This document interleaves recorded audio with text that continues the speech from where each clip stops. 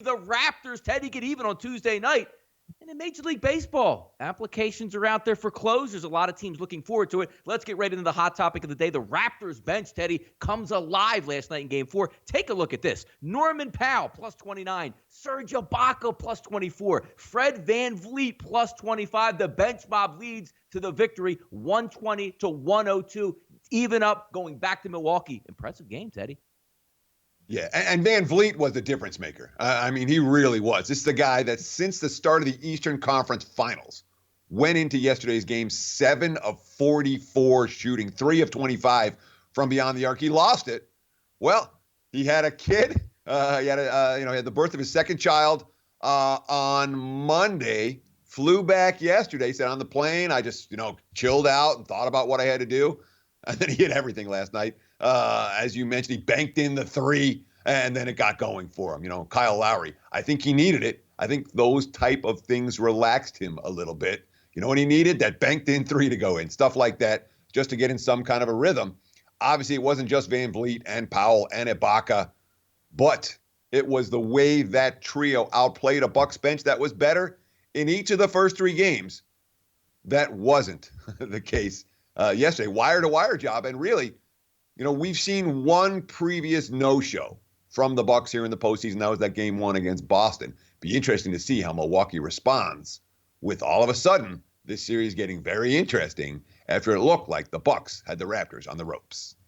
Yeah, Giannis, team worst, minus 19 for the Milwaukee Bucks yesterday in that loss, but he still posts up a 25-10. It's going to head back to Milwaukee, as we said, Thursday night favored. Early line look there, Teddy, at SBRodds.com, minus 7 with a total of 218. Obviously, it's a best-of-7 series, which now flips over to a best-of-3. We know how good the Milwaukee Bucks have been. Still, Teddy, a prohibitive favorite here, heading back to Milwaukee to win this series. Well, I mean, the Bucks' longest losing streak of the season was 2 games. In the regular season. Well, here they are. They're on a 2-game skid. They went, I think, and that only happened once. They were 22-1 straight up off a loss. They were 19-4 ATS off a loss prior to last night. The market's certainly expecting a strong bounce back from Milwaukee. Of course, we'll preview that game thoroughly on that betting show tomorrow, so you make sure you tune in. Teddy, job fair for closers as MLB is now taking applications. If you watch CNN, if you watch Fox News, it's an unbelievable market to get your resume out there and find a job. Closers are wanted. And how about in the NL East alone last night, Teddy? 9th inning, the Phillies, Braves, and Marlins all blow leads. The Marlins actually pull out a winner in the 11th inning in their baseball game. Give Caleb Smith another great performance. But taking a look, Phillies ahead 2-1. Nobody's available in the bullpen. Oh, yeah. In a game you probably should want to win, Juan Nicasio comes out and immediately blows that game. 3-1, the Braves against a team that struggles just to get base hits in the San Francisco Giants. They overcome that and take the loss in that game. It's amazing that we're looking forward to, Teddy. But there's one closer that's sitting out here that post-June 1, probably going to find himself a roster spot here.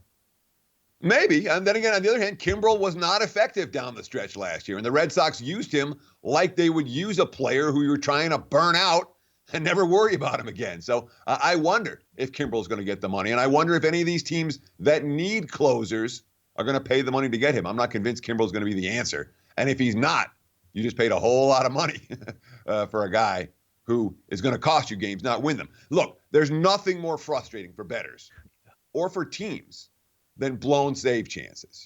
You win the game, all you got to do is close it out. Oh, no, it's a pick 6 on the final play. That's what a blown save is. The Braves pen cost me one last night. It was a right side. No, now it's not a right side. But Dante's 9 levels of hell, there is a special place in hell just for relief pitchers. We'll all get to see them there someday. Yep, us sports bettors there have minds like an elephant. We will never remember, Teddy, the 3 straight games that we were credited with a W for blown saves, but the one that went against us, we will scream the rest of the summer. It's a long baseball season. Each and every night, it's a grind. Come on, you lose one last night, Teddy. Guaranteed tonight, you're going to get that one come back your way. How about the Blues heading to the Stanley Cup? Let's talk a little bit of NHL action here on that betting show today. St. Louis from last place in the standings. I believe, Teddy, it was January the 2nd, the single least amount of points in the entire NHL. Somebody goes out to Las Vegas, has a little convention, says, you know what? I'm a Blues fan. Let me put down a couple $100 here on those St. Louis Blues. Lo and behold, they're in the final. What an amazing run.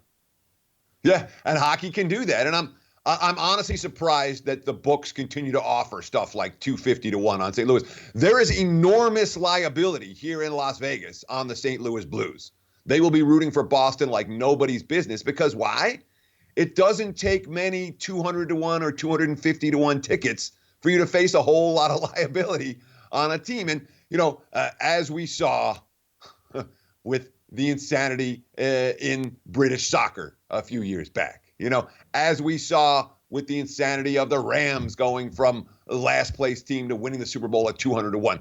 We don't see those type of odds very often anymore. And when you do, you better make sure it's a team going nowhere.